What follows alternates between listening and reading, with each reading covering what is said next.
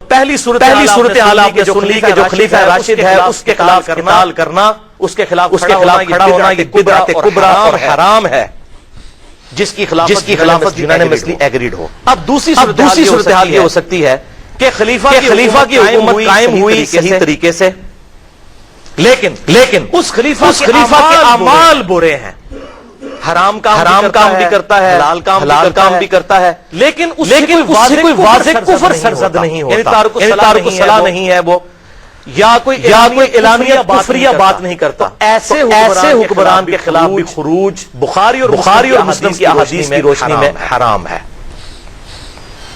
اور یہ اجماعی مسئلہ ہے۔ اجماع جو ہے یہ سب سے بڑی دلیل ہے، المستدرک الحاکم میں صحیح سند کے ساتھ 399 نمبر حدیث ہے کہ آپ صلی اللہ علیہ وسلم نے فرمایا میری امت کبھی بھی گمراہی پر جمع نہیں ہوگی۔ جس بات پر امت کا اجماع ہو، یعنی ایک موقف ہو، اس میں کتاب اللہ اور سنت کے بارے میں کوئی دلیل کی ضرورت نہیں ہے۔ الحمدللہ جیسے یہ کتاب اللہ ہے، مصحف اجماع ہے، اہل سنت کا، اہل تشیع کا، سب پروپیگنڈا کرتے ہیں مولوی شیعہ کہتے ہیں 40 پارے خدا کے لیے، بھائی شیعہ کا قرآن جا کے پڑھو تو صحیح۔ ان کے ذاکرین کہتے ہیں مولا علی کو نہیں مانتے، مولا حسین کو نہیں مانتے، خدا کے لیے ہماری کو مسجد اہل سنت کی دکھاؤ جس میں 3 خلفاء کے نام لکھے اور چوتھے کا نام لکھا ہوا ہو، تو یہ پروپیگنڈا ہے۔ یہی قرآن سعودی عرب سے بھی چھپتا ہے، یہی ایران سے بھی چھپتا ہے، ایک ہی قرآن ہے۔ وہ ایک گروہ تھا 900 سال پہلے غرابیہ فرقہ، اس کو تو شیعہ کافر کہہ کے کب سے نکال چکے۔ ثنا عشری شیعہ تو قرآن پاک کو بالکل ایک لفظ محفوظ مانتے ہیں، بلکہ ڈنڈے کی چوٹ پہ میں ان کو پہلے کافر کہوں گا اگر وہ قرآن کو نہ مانے، تو خود کافر کہتے ہیں جو قرآن کو محفوظ نہیں مانتے۔ یہ پروپیگنڈا اجماع ہے الحمدللہ، تو اس میں بھی اجماع ہے کہ ایسے حکمران کے خلاف جو تارک الصلاۃ اور اعلانیہ کفر نہیں کرتا، خروج نہیں کیا جا سکتا۔ صرف یہ ہے کہ ایسے حکمرانوں کی اطاعت صرف معروف میں ہوگی، منکر میں نہیں ہوگی، یعنی نیکی کے کاموں میں ان کا ساتھ دیں گے، برائی میں ان سے لگیں گے، خروج نہیں کریں گے ان کے خلاف۔ کیوں؟ اس سے نقصان ہوگا۔ ان کے پاس طاقت ہے، ان کے پاس فوج ہے، وہ ایسی کی تیسی پھیر کے رکھ دیں گے، آپ ایک کے ساتھ کریں گے وہ لاکھوں لوگوں کو مار دیں گے۔ اس لیے اسلام نے اس سے منع کیا۔ ایسے حکمران جو نماز پڑھتا ہے، اعلانیہ کفر نہیں کرتا، اپنے آپ کو مسلمان سمجھتا ہے، اس سے کوئی چھوٹی غلطیاں ہیں، اچھائی میں انڈر پروٹیسٹ اس کے ساتھ رہیں، خروج نہ کریں ایسے حکمران کے خلاف پہ۔ اور سورۃ النساء کی آیت نمبر 59 ہے، یا ایھا الذین آمنوا اطیعوا اللہ والرسول واولی الامر منکم، اے ایمان والو اللہ کی اطاعت کرو، اس کے رسول صلی اللہ علیہ وسلم کی اطاعت کرو، جو تم میں اولو الامر حکمران ہے اس کی بھی اطاعت کرو، لیکن حکمران کو کھلی چھٹی نہیں۔ ان تنازعتم فی شیء فردوہ الی اللہ والرسول ان کنتم تؤمنون باللہ والیوم الاخر۔ اگر حکمران سے بھی جھگڑا ہو تو اپنے معاملے کو پلٹاؤ گے اللہ اور اس کے رسول کی طرف، اگر تم ایمان والے ہو، اللہ پر ایمان لانے والے اور آخرت پر، اور اسی میں تمہارا بہتر انجام ہونے والا ہے۔ آج ہمارے سامنے اللہ اور اس کے رسول صلی اللہ علیہ وسلم ایز این انسٹیٹیوشن، آج کی بات ہوگی تو کتاب اللہ اور سنت پہ حکمران کا عمل پیش کیا جائے گا، اور اس کی اصلاح کی جائے گی کہ بھائی آپ نے یہ کیا، تو اس طریقے سے اس کی اصلاح کی جائے گی تاکہ فتنے کا دروازہ بند۔ ادروائز اگر بھاز کھڑا کیا جائے گا تو اس سے غارت ہوگا، اسلام اجازت نہیں دیتا۔ لہذا اس دور میں اس کی نمائندہ مثال حضرت امیر معاویہ رضی اللہ تعالیٰ عنہ کا دور ہے، دور ملوکیت، کہ جس میں کئی کام اسلام کے بالکل خلاف تھے، لیکن اس کیٹیگری میں ابھی تک کوئی ایسی بات نہیں آئی تھی کہ ان کے خلاف خروج جائز ہوتا۔ اب میں صحیح الاسناد احادیث کی روشنی میں اس کو انشاءاللہ کنکلوڈ کروں گا، اور اس کی 5 مثالیں پیش کروں گا، پھر ہماری یہ مکمل ہو جائے گی 25 منٹ کی گفتگو انشاءاللہ مغرب کی نماز کے بعد ہوگی، اس کے بعد کھانے کا وقفہ، اور پھر اس کے بعد سوال جواب ہوں گے۔ سوال جواب پہلے نہیں ہوں گے، سوال جواب میں صرف وہی بیٹھے گا جس کو شوق ہے۔ میں اتنی دور سے آیا ہوں 2 گھنٹے کا سفر کر کے، جس کو شوق وہ بیٹھے، سب کو زبردستی ہم نے نہیں سنوانے۔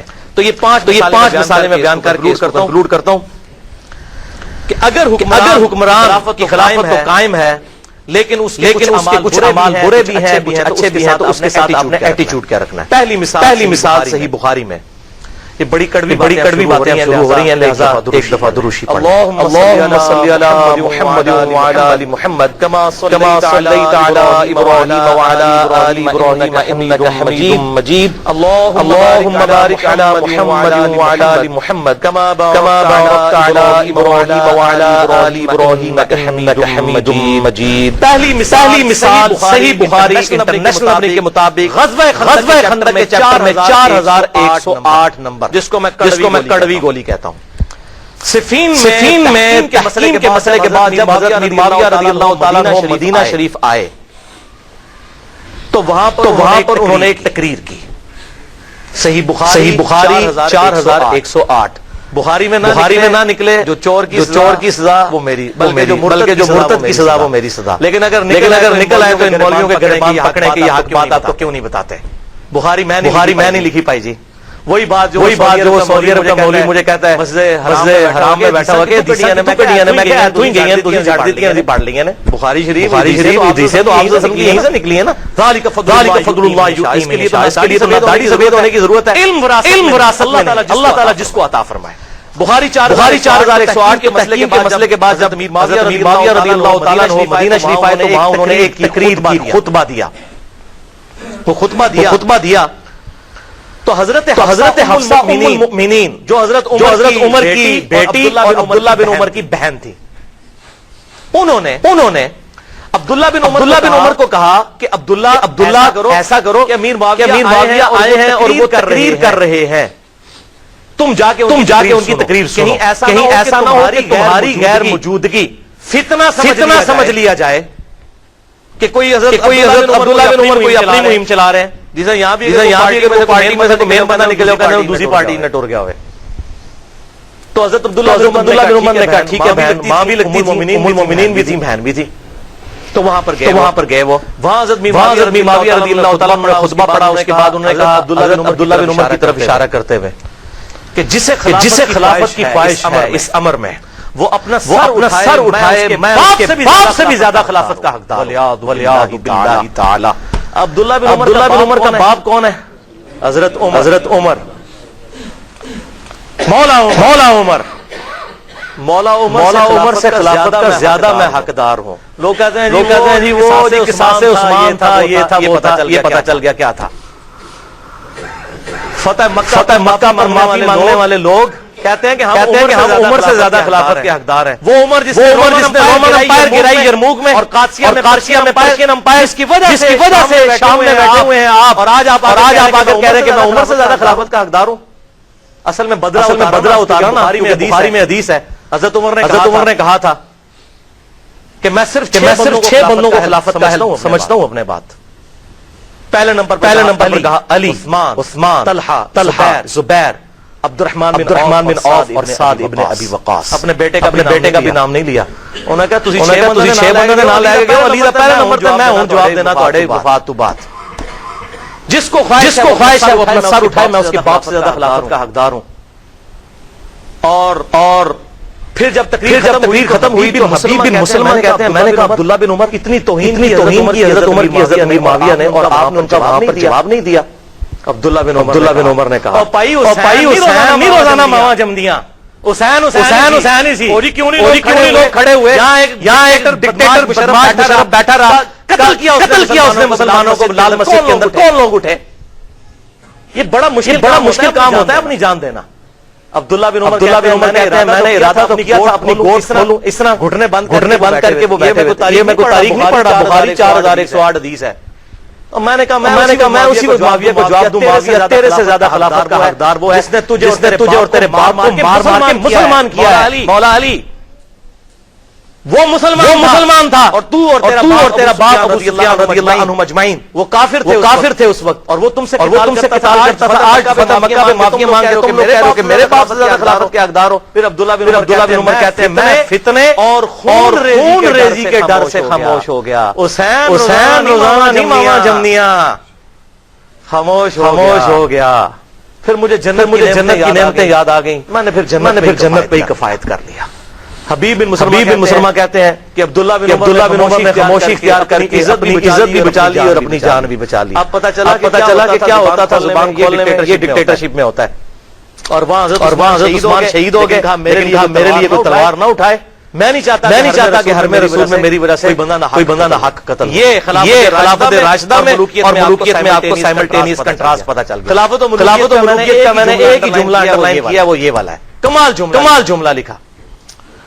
اللہ اکبر. آپ اس پر غور کرے تو آپ کتنے حقائق الحمدللہ اس حوالے سے کلیئر ہو جائیں گے. اب یہاں پر انصاف کا تقاضا ہے. میں آپ کو سائملٹینیس کنٹراسٹ دکھاؤں. انہوں نے کہا میں عبداللہ بن عمر کے باپ سے زیادہ خلافت کا حقدار ہوں حضرت معاویہ رضی اللہ تعالیٰ عنہ نے. اور مولا علی کیا کہہ رہے ہیں؟ صحیح بخاری 3671. قربان جاؤں امام بخاری حضرت ابوبکر کے فضائل میں یہ لے آئے ہیں صحیح بخاری میں کہ محمد بن حنفیہ حضرت علی کے جو بیٹے تھے حنفیہ نامی عورت سے جو حضرت فاطمہ کی وفات کے بعد حضرت علی نے شادی کی. یہ اہل سنت اہل تشیع کے ہاں کامن ہے. محمد بن حنفیہ کہتے ہیں میں نے اپنے باپ سے حضرت علی سے پوچھا بتائیے رسول اللہ کے بعد اس امت میں صلی اللہ علیہ وسلم سب سے افضل کون ہے؟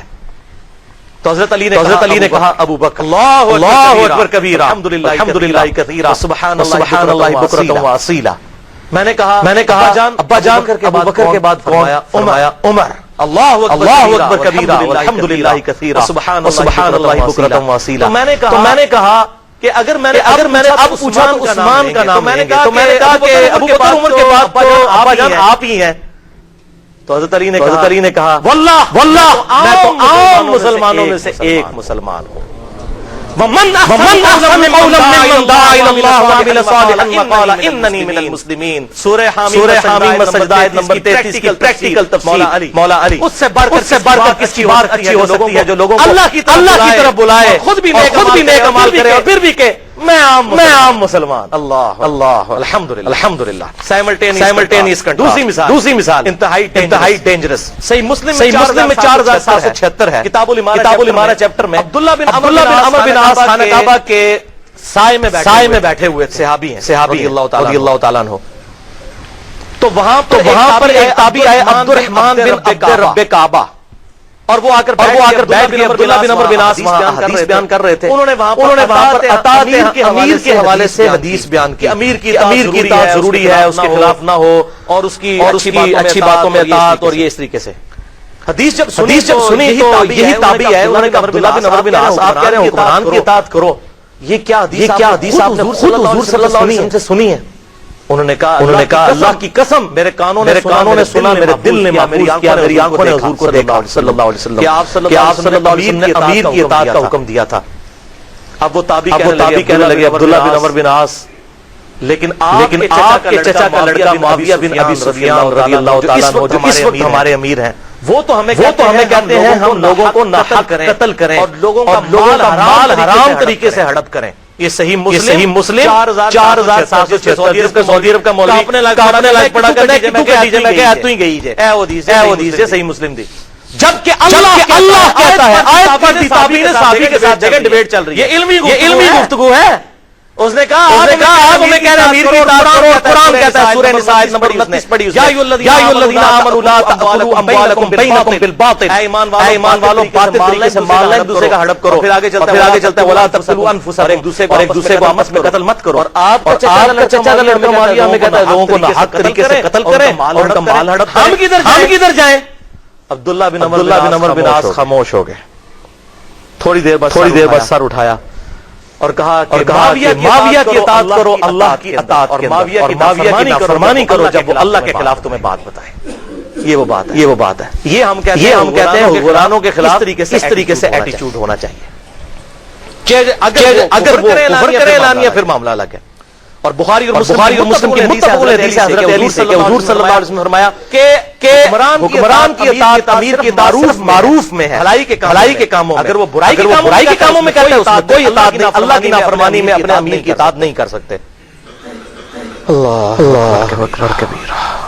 اسی طریقے سے بخاری اور مسلم میں ایک حدیث آتی ہے کہ ایک صحابی کو حضور صلی اللہ علیہ وسلم نے کہیں پر امیر بنا کر بھیجا تو ان کے ساتھ باقی صحاب بھی تھے. اس نے وہاں پر لکڑیاں اکٹھی کی ان کو آگ لگائی اور چھلانگ لگاؤ میں تمہارا امیر ہوں میری اطاعت کرو. اے چنگی زبردستی ہے. تو صحابہ نے کہا گل تو نہیں مننی تہاڈی اسی ہم نے آپ کی بات نہیں ماننی اور چھلانگ نہیں لگائی. اور حضور صلی اللہ علیہ وسلم تک شکایت پہنچی. آپ نے فرمایا اگر یہ اپنے امیر کی اطاعت کر کے اس لکڑی کی آگ میں کودتے تو دوزخ کی آگ میں جا کے نکلتے. اطاعت صرف معروف میں ہوگی منکر میں نہیں ہوگی. اللہ